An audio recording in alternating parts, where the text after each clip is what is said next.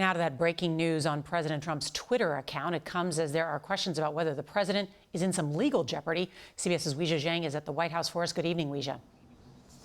Good evening to you, Nora. President Trump has spent his entire presidency relying on Twitter to communicate to nearly 90 million followers. But tonight, that power is gone. And sources are telling CBS News he does not plan to step down, although the White House has acknowledged that impeachment is a real possibility.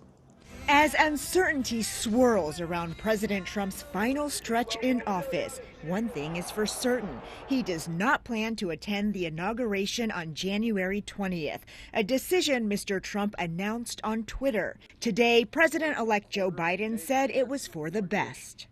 One of the few things he and I have ever agreed on. He's been an embarrassment to the country, embarrassed us around the world.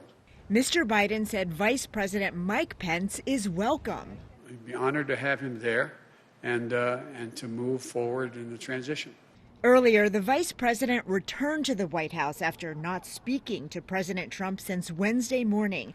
Mr. Pence is dealing with pressure to invoke the 25th Amendment, even from members of his own party. Meanwhile, President Trump is trying to walk back his part in the assault on the Capitol.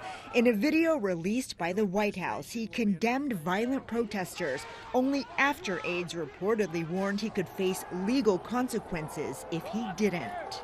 And to those who broke the law, you will pay. Former U.S. Attorney Harry Litman said it is the president himself who carried out illegal acts when he rallied supporters right before they stormed the Capitol. He is criminally responsible for all the crimes that occurred at the Capitol because he's the instigating force. He doesn't have to force them at gunpoint to go. What he needs to do is encourage them. The violence has prompted nearly 20 administration officials to resign, including Secretary of Education Betsy DeVos, who blamed the president's rhetoric.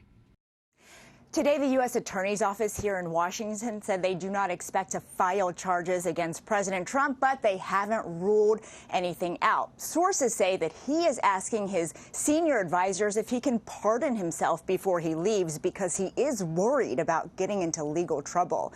Nora? All right, Weijia Jiang, thank you.